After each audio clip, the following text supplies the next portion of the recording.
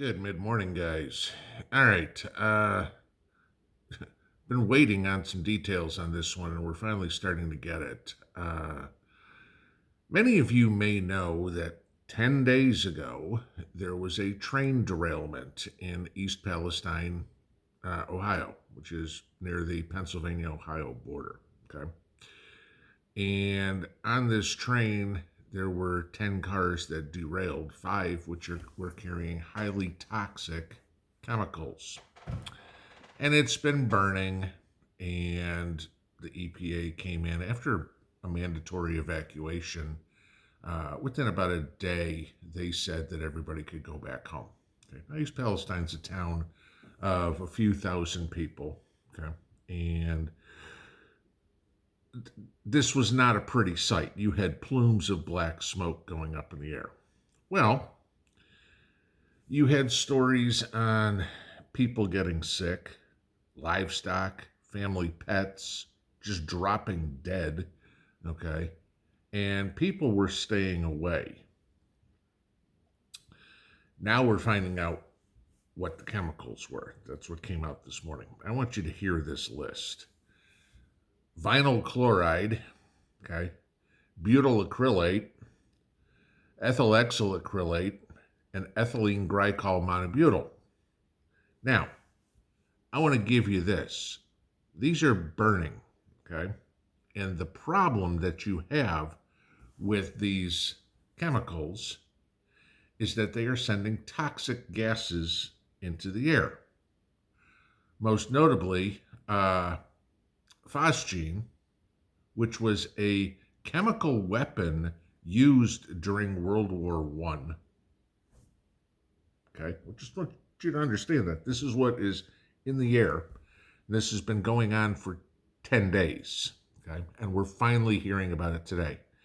The other chemical that we're getting is hydrogen chloride, right? Both of which are deadly, okay? But after a day, it was okay, according to the EPA, the Environmental Protection Agency, the scientists who handle things like that, the same ones that bring you climate change. They said everything was safe to go back home, okay? Now to give you this. You had these chemicals that spilled into the Ohio River, okay? West Virginia, at least, was smart enough to shut down water production, in the area and told people to use their stored water, their alternative water supplies, okay?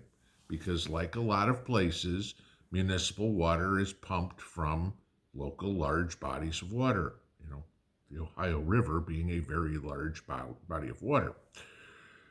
So my first question is, what are your plans for your stored water if something like this happens in your neighborhood? Because, guys, this happened, okay? This isn't oh my God, this could possibly happen. This is going on as we speak, okay? Now you get another risk, soil contamination. Let's think about where we're talking about: Ohio, Pennsylvania area, farmland, livestock, this sort of stuff. Soil contamination. All right. That means you can't grow anything that doesn't have all these toxic chemicals in it. What are your plans for growing something to eat if this happens in your neck of the woods? Oh, let's add one other thing. That aforementioned livestock, what do they eat? The grasses that grow in the fields. Gee, now those animals are ingesting those chemicals.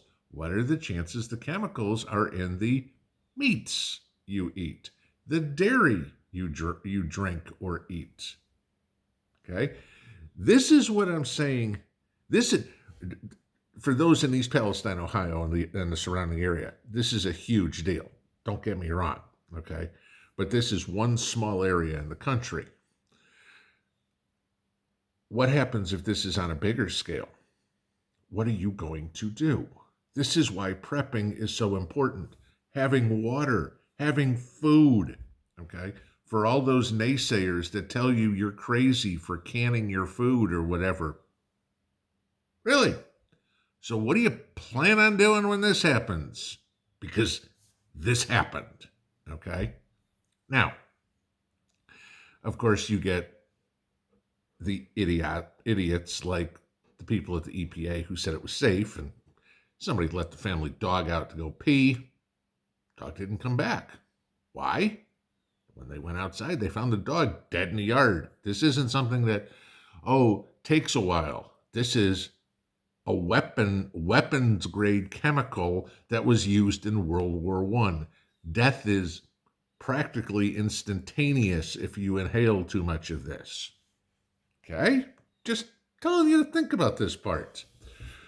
But Pennsylvania Governor Josh Shapiro, there's no concern regarding the air or the water quality in the area. Don't worry about it. Go on back to your normal life. But there's this huge black cloud over me. Don't worry about it. It's normal. And you wonder why we don't trust politicians. Okay? Now, this is where it gets even worse. This is Mike DeWine, the Ohio governor. Quote, within the last 2 hours, granted that was a couple hours ago, okay, a drastic temperature change has taken place in a rail car, and there is now the potential of a catastrophic tanker failure which could cause an explosion with the potential of deadly shrapnel, okay, in other words, shards of metal from these tanks, traveling for up to a mile.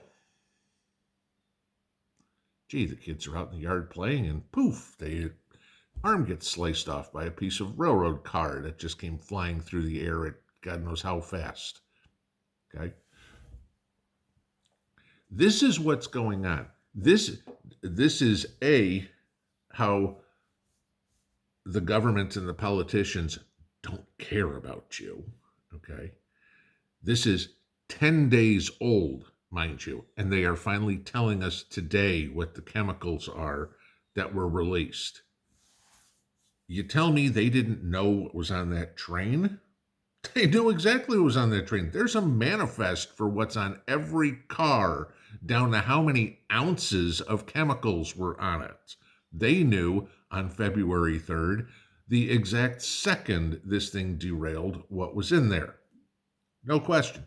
They just decided to wait 10 days before to tell us because, maybe we can cover this up somehow. Can you give me any other explanation? Why would you tell people knowing what's there? It's okay to go back. It's only a carcinogen at best, okay, and a toxic gas at worst. This is not some little thing. I know a few of you have been waiting for me to talk about this.